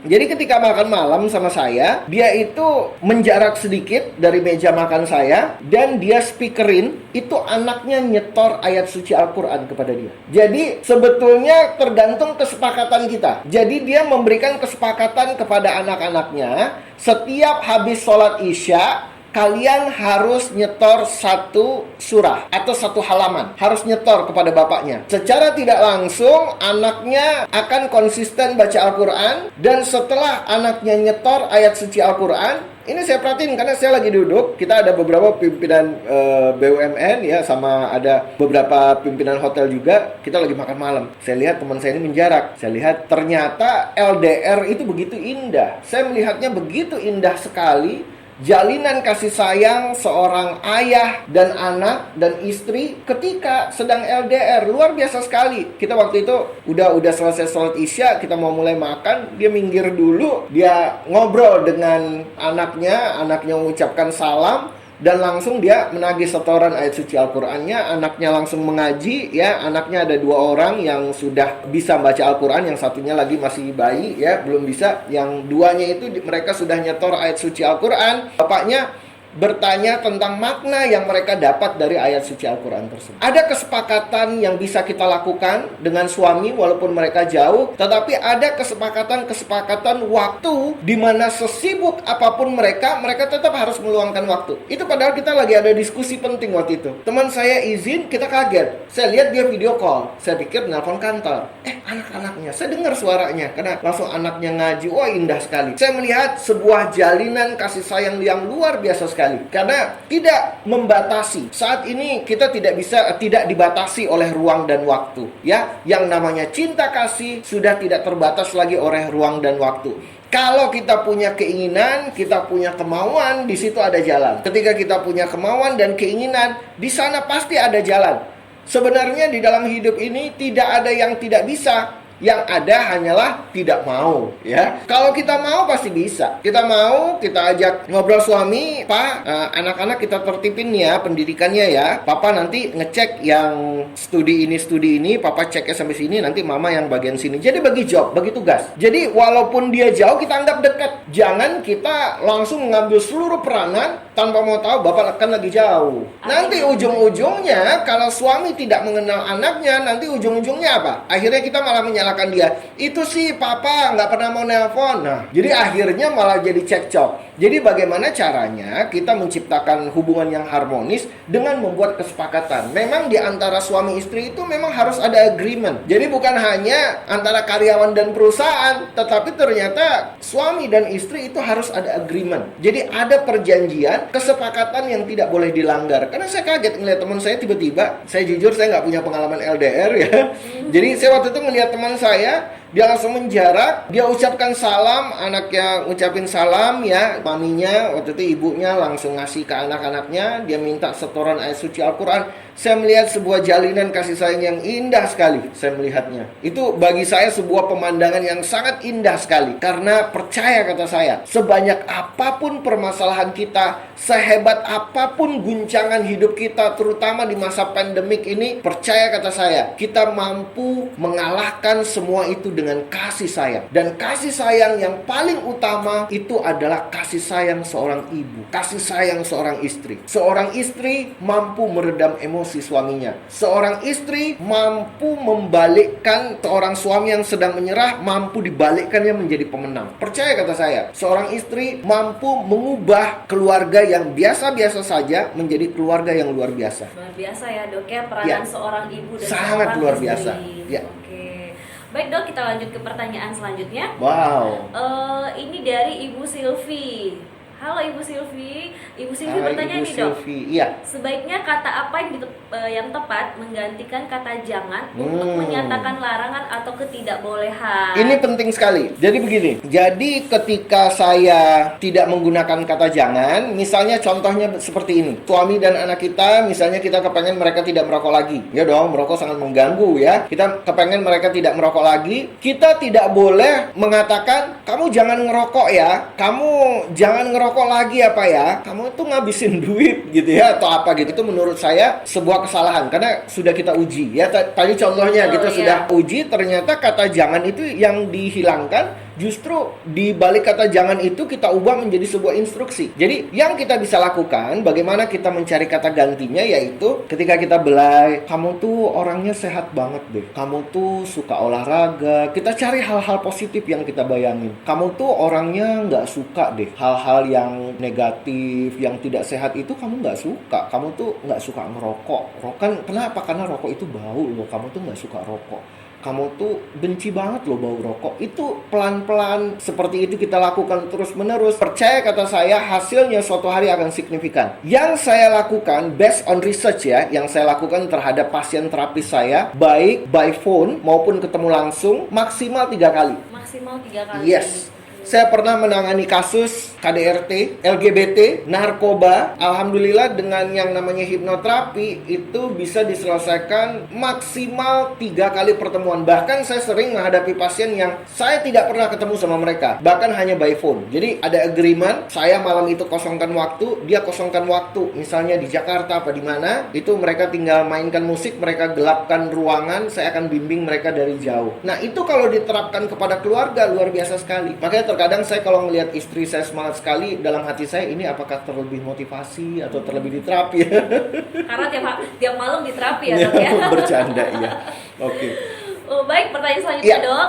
Ini ada dari Jayapura. Wow. Dari Ibu Yusriani. Halo Ibu Yusriani selamat siang. dari Jayapura. Oke. Oke dok, ini Bu Yusriani ingin bertanya mengenai bagaimana cara mengubah karakter anak yang keras kepala. Ini nyambung ke pertanyaan Ibu Sri Sundari. Karakter bukan sudah ada dok dari lahir, apakah sudah bisa dibentuk apa diperbaiki? Oke, silakan dok. Iya, jadi begini, di dalam menghadapi karakter anak yang keras kepala itu sebetulnya ya jawaban yang paling mudah tentunya kita harus terus-menerus membekali diri kita dengan kesabaran. Itu satu. Kedua, kita bekali diri kita terus dengan agama, bahwa ketika kita mendidik anak kita sedang beribadah, bahwa ketika kita sedang memberikan peranan kita yang penting sebagai seorang ibu itu adalah ibadah kita sama Tuhan. Karena begini, kalau kita tidak menganggap peranan kita sebagai seorang ibu itu adalah ibadah, kita akan mudah nyerah. Pasti, karena kita tidak melakukannya itu untuk ibadah. Kita tidak melakukan itu kepada Allah Subhanahu wa taala, tetapi kita melakukan itu hanya untuk melengkapi fungsi kita sebagai seorang ibu ibu. Jadi memang ketar-ketir menghadapi anak yang keras kepala ini memang tidak semudah yang kita bayangkan. Karena sangat perlu effort yang lebih, sangat perlu kesabaran yang lebih. Karena yang namanya anak belum bisa diajak diskusi, terutama anaknya masih kecil. Kalau anak masih kecil itu kan nggak bisa kita ajak diskusi. Tetapi resep yang paling ampuh ya, yang saya selalu berikan di dalam hypnoparenting, saya tetap menganjurkan bagi seorang ibu untuk melakukan face to face discussion, face to face communication. Karena kenapa? Ketika kita memberitahukan atau menginstruksikan kepada anak di depan orang, itu tidak bagus impactnya. Karena kenapa? Anak akan trauma. Karena anak akan merasa dipermalukan di depan orang. Biasakan kalau anak kita memang bandel, mungkin di depan orang kita perhatikan dulu. Nanti ada masanya, kembali lagi kepada time management. Ada masanya antara kita dan anak punya waktu nggak ada orang lain, termasuk terkadang kita juga harus meng-hide itu dari adik kakaknya. Nggak mesti juga di depan keluarga. Terkadang begini, terkadang anak itu pengen punya rahasia sedikit kepada ibunya. Jujur saya ngalamin gitu ya. Saya bercerita kepada ibu saya terkadang juga nggak kepengen bahwa rahasia yang saya ceritakan kepada ibu saya disampaikan pada bapak saya atau kepada kakak adik saya. Saya pengennya rahasia itu disimpan sama ibu saya, itu hanya antara dia dan saya. Jadi terkadang kita harus ngajak anak kita diskusi, tanya dia, apa permasalahannya? Kenapa kok kamu tadi nangisnya terlalu berlebihan? Itu kalau anak yang udah bisa diajak berdiskusi, anak di antara umur 4 tahun ke atas, itu udah bisa kita ajak diskusi sebenarnya ya. Tapi kecuali kalau memang anaknya masih di bawah 4 tahun. Kalau di bawah 4 tahun itu memang cenderung kita tidak bisa mengajaknya face to face discussion. Yang bisa kita lakukan yaitu menggendong dia, memeluk dia, menyayangi dia ya. Bahkan kita rapatkan badan kita ke mereka, mereka merasakan kasih sayang, itu biasanya mereka akan lebih tenang. Tapi kalau di atas 4 tahun, kita bisa mengajak anak itu untuk berdiskusi, berdialog, tapi jangan dihakimi. Jangan dihakimi walaupun kita sedang berdua. Karena egonya anak itu sangat kuat, apalagi yang keras kepala. Saya pernah melihat contoh. Ada contoh seorang anak yang dia suka coret-coret dinding. Ada anak yang suka coret-coret dinding, bapaknya lewat. Bapak nggak mau ya, lihat kamu coret-coret dinding. Bapaknya pergi kerja. Besoknya bapaknya mau pergi kerja, lewat kamar anaknya lagi. Mau tau nggak yang dia lakukan? Dia coret sambil ngeliat bapaknya. Dia pengen memperlihatkan bahwa dia sebagai anak itu punya hak. Terutama apalagi kalau kita tegur dia depan orang. Yang paling baik itu apa? Kita ajak dia berdiskusi, face to face discussion, kita ceritain, nah kalau kamu pengen coret-coret itu sebaiknya di mana? Diberikan solusi, dilihatin kertas, diajak dia nyoret kertas. Jadi kalau bisa anak itu jangan dihakimi, tapi diberikan solusi. Karena mereka terkadang nggak tahu solusinya apa. Contohnya dia nyoret dinding, mungkin kertasnya habis. Kita nggak tahu. Yang kita tahu hanya melarang. Nah jadi kalau bisa jangan hanya kita itu bersikap menghakimi, tapi berikan solusi. Nah, biasanya anak-anak yang keras kepala ini, mereka itu menuntut kita untuk memberikan banyak waktu lebih kepada mereka. Terutama, mungkin anak-anak yang keras kepala ini, dulu saya pernah juga menghadapi sebuah case, anak-anak yang keras kepala ini, mereka itu keras kepala karena melihat teman-temannya disayangin, atau melihat teman-temannya itu dijemput, dipegang tangan, dia ngiri, tapi dia nggak bilang. Yang dia lakukan adalah membuat kebandelan-kebandelan sehingga dia diperhatikan. Padahal sebetulnya simpel banget. Dia iri lihat orang lain itu digenggam tangannya. Jadi kalau bisa, berikanlah kasih sayang yang luar biasa, terutama di hadapan teman-temannya. Karena anak-anak ngelihat anak-anak yang lain mendapatkan sesuatu, dia tidak mendapatkan sesuatu, itu ketika masih kecil, itu keirian itu masih sangat besar sekali. Cemburunya sangat besar sekali. Dan kalau bisa, di depan anak-anak itu utamakanlah kasih sayang kepada anak-anak terlebih dahulu, baru kita sebagai suami istri. Jadi jangan di depan anak-anak itu kita terlalu mesra berdua tanpa memperhatikan mereka. Kalau di hadapan anak-anak, fokus dulu kepada anak-anak. Biar mereka benar-benar merasakan full attention, mendapatkan perhatian yang luar biasa dari kita. Habis itu, setelah itu, kita ada waktunya setelah mereka istirahat, barulah kita sebagai suami istri memang harus banyak mengalah kalau udah punya anak. Karena bisa dikatakan ketika kita berumah tangga, ketika kita punya anak, waktu kita itu memang banyak banyak tersita untuk anak. Dan hidup kita itu lebih fokusnya itu kepada anak, bukan kepada kita lagi. Itu biasa majority yang terjadi. Tapi tidak menutup kemungkinan ketika kita sudah disibukkan dengan memberikan edukasi yang cukup bagi anak, memberikan kasih sayang bagi anak, kitanya juga harus recharge terus. Kitanya harus charging battery lagi nih sama suami istri. Bagaimana cara kita masih bisa ngedate ya. Nah, pas kita ngedate itu kita pacaran kembali ya, seperti yang saya katakan tadi, rasa deg-degan itu harus dijaga terus ya. Rasa deg-degan sama suami itu harus dijaga terus agar hubungan itu menjadi hubungan yang baik selalu. Harmonis ya tentunya. Harmonis selalu ya. Oke, baik, mungkin satu pertanyaan lagi, Dok. Yes. Satu pertanyaan lagi, ini dari Ibu Sundari dari IIKP Kanwil Medan. Kanwil Medan. Halo Selamat Ibu siang, Sundari Ibu dari Sundari. Medan. Iya. Ini Ibu Sundari bertanya, Dok, ketika kita mencoba digital aplikasi tentu Ya. tidak lepas yang namanya dari inovasi. Bagaimana mengasah inovasi karena kalau tidak pasti akan tenggelam. Nah, ini Yes. hampir bersamaan dengan pertanyaan dari Ibu Dova Amelia. Iya. Trik jitu untuk bisa menjadi supermom yang sukses dan entrepreneur yang handal. Oke, silakan, Dok. Ya, memang kita sebagai supermom ya dituntut untuk mau terus-menerus belajar. Kita dituntut untuk terus-menerus mau mengikuti atau menimba ilmu untuk mampu menguasai yang namanya digital marketing. Saya bertungkus lumus di Google Ads itu saya mengalami jatuh bangun itu selama 2 tahun. Dan ada harga yang harus dibayar di situ. Karena kenapa? Saya tidak menguasai yang namanya keywords. Selain kita membangun konten, kita juga harus mengerti yang namanya keywords. Bagaimana caranya kita memegang kata kunci sehingga website kita akan ditampilkan ketika kata kunci itu diketik. Karena yang namanya digital marketing itu terbagi 2. Ada yang namanya nunggu bola, ada yang namanya kejar bola. Google Ads itu adalah nunggu bola. Orang ngetik, keluar website kita. Nah, kalau FB Ads dan Insta Ads itu kejar bola. Orang nggak nyari kita, tapi iklan kita ditampilin. Kalau pernah ngelihat ada iklan di sebelah kanan Facebook Anda, Facebooknya ibu-ibu ya sama Mbak Gina, itu adalah orang yang memasang FB Ads.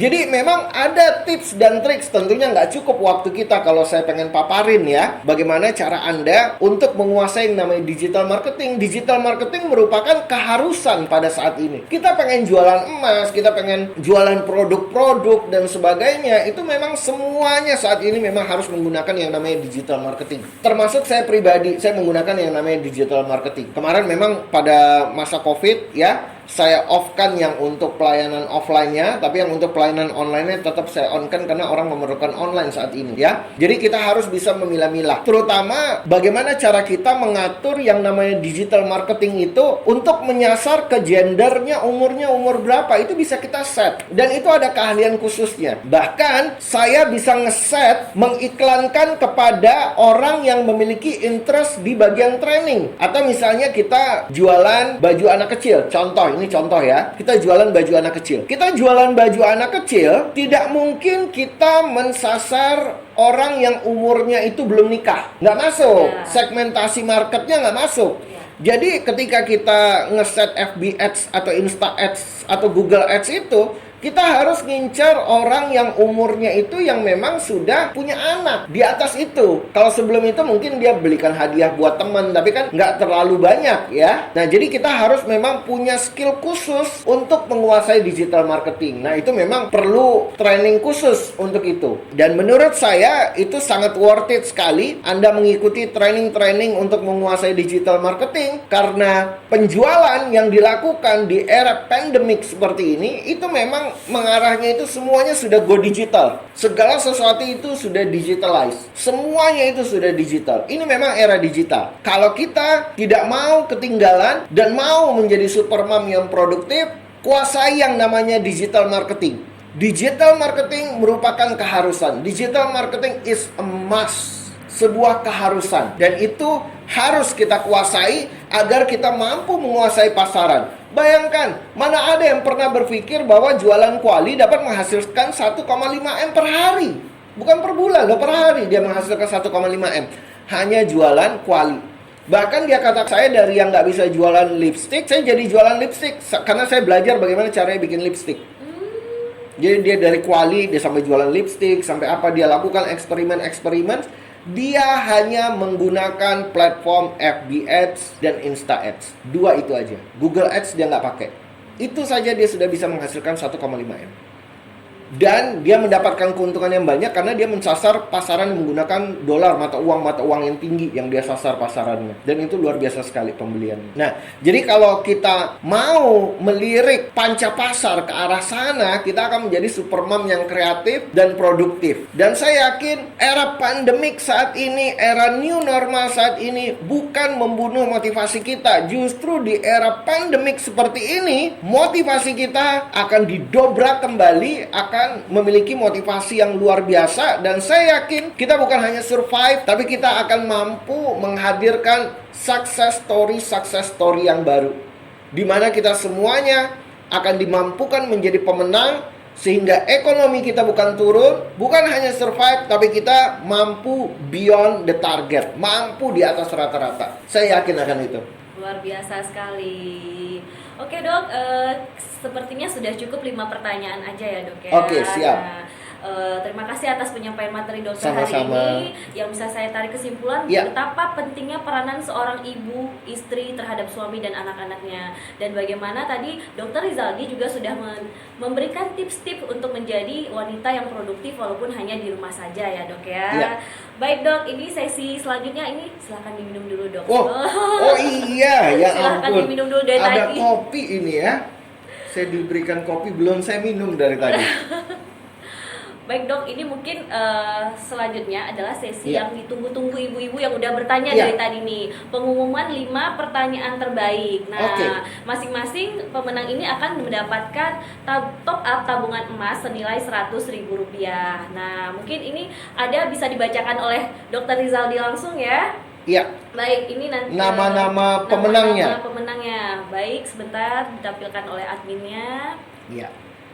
Oke. Ada 5 nama pemenang ya. Ada 5 nama pemenang Luar BRI. biasa sekali. Nah. Ini kita diikuti oleh ibu-ibu IIKP Selindo. seluruh Indonesia. Luar biasa Pesertanya sekali. Ada kurang lebih 120 peserta dong. 120 peserta.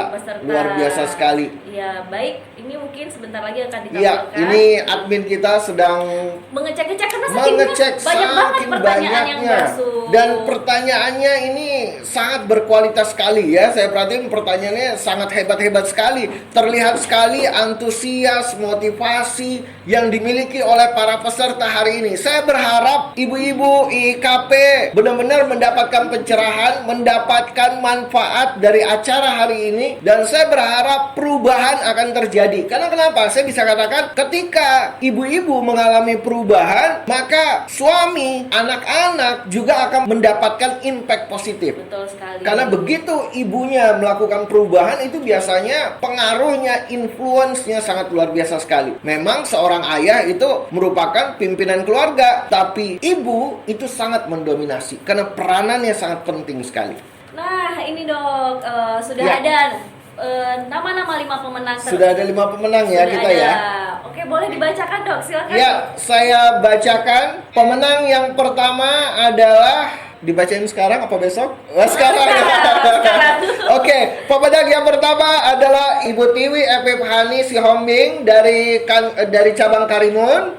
Ada Ibu Sundari dari Kanwil Medan dan Ibu Yusriani dari Kanwil Jayapura, Ibu Emi Sujud dari Kanwil Palembang, dan Ibu Silvi dari cabang Karimun. Selamat bagi para pemenang, dan tentunya semuanya hari ini sebenarnya adalah pemenang ya. Cuman bagaimanapun juga perlombaan mesti ada yang dipilih sebagai pemenang. Baik, selamat kepada para pemenang. Harap ibu-ibu yang disebutkan namanya tadi dapat mengetik nomor handphone di kolom chat agar dapat dihubungi oleh petugas admin kita. Statement penutup saya hari ini adalah, closing statementnya adalah, mimpi hanyalah wacana belaka tanpa tindakan yang nyata. Jadi kalau kita ingin mengimplementasikan semua materi yang telah kita pelajari hari ini, pastikan kita mampu mengimplementasikannya secara nyata di kehidupan sehari-hari. Kalaupun tidak bisa langsung kita implementasikan, mungkin kita bisa implementasikan dalam hal-hal kecil saja. Mungkin kita lupa untuk membangun mood kita pagi hari, lupa senyum, biasakan senyum. Jadi mulai dari hal-hal kecil, semoga Semua materi yang diberikan hari ini benar-benar bermanfaat dan ibu-ibu mendapatkan kebaikan dan keberkahan dari event yang kita adakan hari ini. Insya Allah. Insya Allah. Baik, terima kasih Dokter Rizaldi. Terima kasih dokter. Sama-sama Ibu. Nah dok, dengan berakhirnya pengumuman pemenang tadi, maka Iya. berakhirlah juga acara kita hari ini. Sepertinya kurang ya waktunya dok ya. Saya masih pengen banyak bertanya sebenarnya. Kayaknya nanti mungkin kita bisa lanjutkan di sesi berikutnya. Oke, terima kasih kepada Ibu Endah.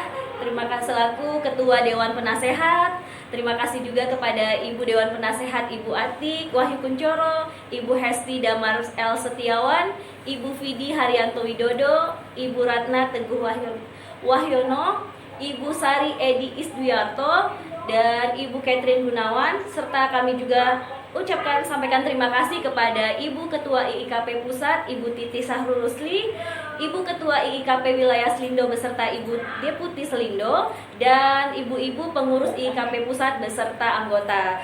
Dan tak juga lupa kami sampaikan terima kasih yang sangat luar biasa kepada Dr. Rizaldi sebagai narasumber kita hari ini. Semoga di lain kesempatan kita dapat bertemu kembali ya dok ya, dengan topik yang berbeda. Tentunya Pastinya dengan senang hati. Waduh. Baik dok. Baik, saya Mutia Legina undur diri pamit. Nah, saya punya pantun nih dok. Yes. Bila menjemur papan panjang, baik disusun tegak berdiri. Bilalah ada umur yang panjang, insya Allah bertemu lagi. Wassalamualaikum warahmatullahi wabarakatuh. Sampai jumpa. Waalaikumsalam warahmatullahi wabarakatuh.